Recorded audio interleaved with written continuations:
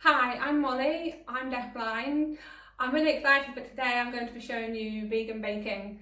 And I've been vegan baking for 7 years now and I really enjoy it. I've learned a lot and I learned a lot from various cookbooks and bakers that I like and that influenced me. I'll show you some examples now. So I particularly like Deliciously Ella's cookbooks and baking books. I have quite a few. I'll show you a second one that I use. But I'm also influenced by other bakers. So we have Freya's vegan baking book that I like, and other bakers that do traditional and vegan baking like Kim Joy. So they're just examples of books that I've learned a lot from and I enjoy baking from. So these books have taught me the difference between vegan baking and traditional baking as well, because I think that's what's important, is understanding the difference. So in traditional baking we would have eggs and butter, which are the animal products that we don't use in vegan baking. So it's important to understand the substitutions and the alternatives that you could use. There's lots of possibilities. You could use vegan butter, that's quite common. You could also use anything like aquafaba, which is chickpea water. A little bit strange, but it does work. There's chia seeds and flax seeds once mixed with water. They are a good egg substitute. A substitute for butter are oils as well. So there's coconut oil and vegetable oil. There's lots of possibilities, and it's understanding how you can use these ingredients and experiment that we can create our vegan bakes. But as well, an essential way to think about it is two different types of ingredients. You have your wet ingredient and your dry ingredient. And it's how you combine the two and how you make sure that there's something to bind those together. And if you want your bake to rise, think about extra things to add into the ingredient to help it rise. Sounds a little bit strange, but sometimes a small bit of apple cider vinegar will help to make the bake rise, mixed with some bicarb or baking powder. There's lots of different experiments you could do with vegan baking and lots of different ways to make a vegan bake. I'm going to bake vegan chocolate brownies today. So we're starting with dry ingredients here, and then we've got wet ingredients here, ready to get making our chocolate brownies. The first stage of the recipe, we're going to prepare chia seeds.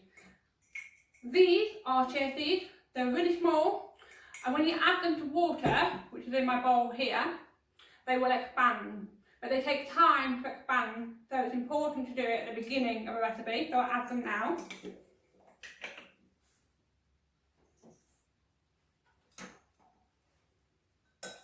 Then stir them in with the water, leave them to expand, and this will form your egg substitute within the vegan bake today.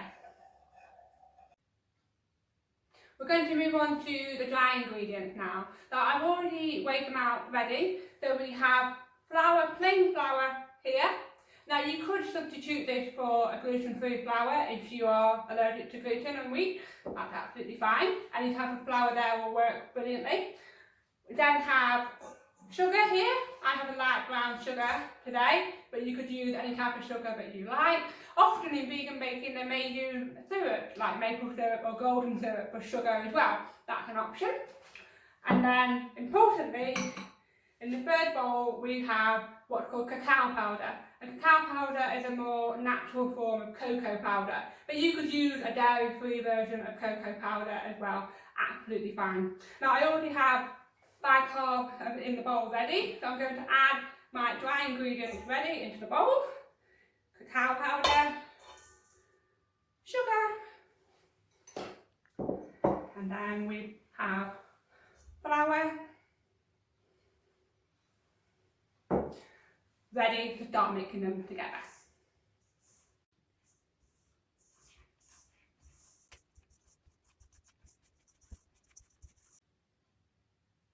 Next we are moving on to the wet ingredient. So returning back to the chia seeds from the beginning, which have now expanded.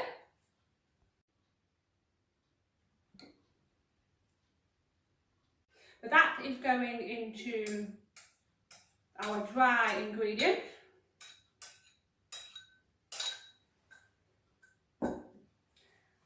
Also have oat milk. Now you could use any other plant-based milk you like, for example almond milk or soya milk works well too. So that's joining the dry ingredients as well.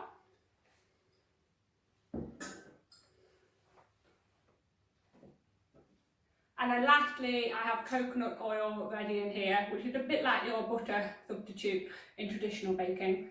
The last ingredient, combining our wet and dry ingredient together.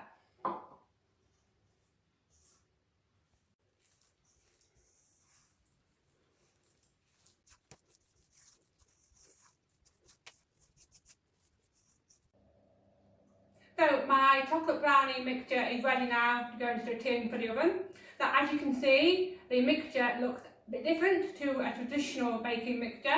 It's a vegan baked mixtures often look different, but that's absolutely fine. So it's ready to go in the tin now. I'm levelling out this mixture in the tin before it goes in the oven, so it makes an even brownie bake. Now you could add additional ingredients here before you put it in a tin, obviously. You could add anything like nuts or chocolate chips or cacao nibs, which is your raw cocoa. Because anything else to experiment with what you want in your brownies, but importantly, level out the brownies once it goes in the tin before the oven.